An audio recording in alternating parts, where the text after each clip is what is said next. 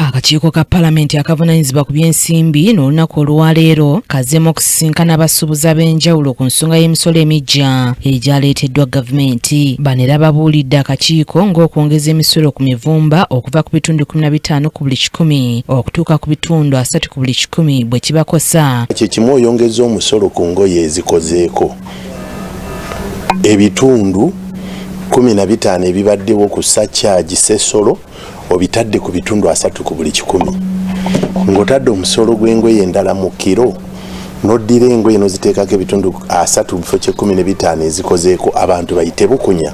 Ekyo tetuyinza kukikkiriza era tusaba ababaka tubannyonnyodde ensonga za. Era babuulidde akakiiko obuzibu bwe bayitamu wamu ne bannannyini bizimbe ku musolo ssaako ebbeeyi y'amasannyalaze egenda okubalemesa okukola. Bannannyini property abamu ekyamasannyalaze kyokka kimumala okuweerera abaana kubanga uniti eyaliguza 1000 bw'ogitunda 3,000 oba oyagala kukola mulimu ky'omulala.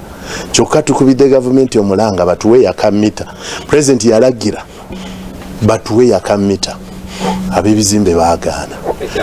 Ero kyetuva tulowooza nti n'abantu abo bennyini oba ebizimbe ebimu byabwe bano babaka mbagambye nti ebizimbe oba ebimu byabwe kyebava batyo biregulating others obutali bwenkanya bususse naye ng'ate busukka nga kisoboka okubagamba ku gwe bona obagambako nga ggwe onookolerawa oli alina ebizimbe 6 onodduka ku Market Street ng'omusanga ku luumu kati ogenda kukolera. Kitengo Aloysius okuva mu Siatini Uganda nga bano be bannakyewa balondoola emisolo mu ggwanga bagamba nti okusinziira ku kunoonyereza kwe bakola Munnayuganda asaasaanya emitwalo 60 omwezi nga kati okumusonyiwa omusolo eri abafuna emitwalo 80 n'okukka wansi abatalina nsimbi zaafuna kubanga era asigala asasula era nga nabo bavumiridde omusolo ogwayongezeddwa ku mafuta gwe baagala gukendeezebweko. At least tuko ku mitwalo nga 60 Omunnayuganda okubanga atandika okubanga jiwako omusolo ogwa pay as you earn. Lwaki titugenza okwesanga nti newankubadde lese zino esembezaayo ba okuva ku mitwalo 25 mitwalo 23 okutuuka ku mitwalo 3 mitwalo 3 nti sente zino zigenda kujibwa ku Munnayuganda bw'otunuulira omusolo ng'ogwa excise duty omusolo gwe bayita ogujibwa ku bintu bibalaba nti ebyandyetaagisiza mu gye tubeera mu society. Ate eso eyongedde omusolo ku mafuta nusu 2 bigenda kuleeta kuba nti Munnayuganda sente ate zabadde asevinze waneeno mu income tax zigenda mujibwako wali eri ku mafuta era ogenda okwesanga nti Munnayuganda era bagenda mujjako sente ku bintu nga butto ku bintu nga sukaali ate nga zandibadde zino sente za savinzeko zimuyamba okubanga yeekulaakulanya n'okubanga ayamba abantu beera n'okubanga tagenda nnyo mu mabanja. Tugenza okwesanga Bannayuganda ffenna kumpi tulina amabanja newankubadde ofuna sente mmeka oba olina amabanja kati Munnayuganda anaaba asevinga kasente ki okubanga yeekulaakulanya ate ng'abeezaawo n'abantu be. John Walugembe nga yakulira abatandikawo business obutonotono agamba nti omusolo ku nsimbi ezisoloozebwa mu kuggyayo ensimbi ku masimu mu nteekateeka ya mobile money zirina okukendeezebwa kubanga zikosa abantu ba bulijjo. Gavumenti eba etwala ebitundu 15 ku buli 100 ku sente za kampuni kati gwajjayo sente gavumenti ate ekujjako excise duty ya 0.5%.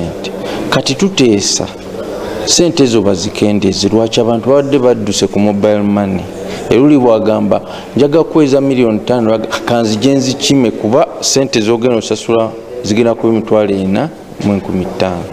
So nga tuteesa nti rate eno excise duty rate ekendeezebwe from 0.5 to 0.25%. N'ekirala wewali bannaffe abatazisasula bwe ngenda ku ATM sisasula sente ezo bwe ngenda ku agency banking sisasula sente ezo tubuuza lwaki ate jjukira abaavu abanaku be batransactinga ku mobile money ate be bangi. Ono era ayagala n'omusolo ku sukaali ne butto gukendeezebwe kubanga abantu ba bulijjo be babikozesa okufuna ekigulira amagala eddiba. Nga nti ne ku sukaali otaddeko jjukira sukaali akola ebintu bingi amandaazi akola mu kabalagala akola mu keeki akola mu kikati jjukira ate abagagga ebintu ebabijjaga omusawo yaŋŋaana ki sukaali butto abalya Rolex ne chapati yefe aba wansi bali abagagga balina ebintu byabwe omusanga alya cabbage n'ennyanya nakugamba biri omusawo yakolaki yabiŋŋanda so n'olwekyo ne tusaba nti emisolo egimu gino gavumenti gyetaddeko sukaali butto ekendeezeeko tetusaba kumalirawo ddala naye ekendeezeeko. Ategeka Moses nga yakulira ekibiina ekigatta amakampuni agakola ebintu eby'enjawulo okuva mu plastic ki Uganda Plastic and Recyclers Association agamba nti okwongeza omusolo ku plastic kigenda kugoba abantu ab'enjawulo mu mulimu guno. Mulira omusolo guno ng'ogenza ogubala tegusobola kukkiriza industry n'emu wadde eba yenkana etya wadde eba yasevinga emyaka meka okusobola okuwangaala ku nsi kuno. Kitegeeza industry ziba ziggaliddwa. Kiba kitegeeza bano abakozi bonna be tulina mu industries abaweera emitwalo 6 n'omusolo mu sekita ezimu ze tukulira ffe. Bw'ogenda kulaba complexity of the plastic industry nti tuyina abantu bangi abazze nga bayingira mu mirimu gino. So when you talk of omusolo guno kitegeeza okugalawo amakolero gonna ga plastic. So sisuubira nti waliko gavumenti eyandyagadde okukola ekyo kyoba olwaleero tuze ku komiti ya parliament ekwatibwako byembalira nti esobole okutukwatirako tekkiriza etteeka lino ogenda mu maaso. Mu ngeri yemu ne John Jet tumwebaze agamba nti emisolo gino gigenda kwongera obuzibu mu ntambuza y'emirimu mu ggwanga. Kati gavumenti ate bw'ereeta guno omusolo ku loan ezivudde ebweru mu banka z'ebweru ate gavumenti awo ate eba erimbyemu kiba kitegeeza nti bizinesi za wano zigenda kusanga obuzibu okukompitinga ne bizinesi ez'ebweru awo ate economy eba tegenda tambula bulungi. Sebugenyi Joseph yakusekedde eggulire lino Crack KTV amalindirire.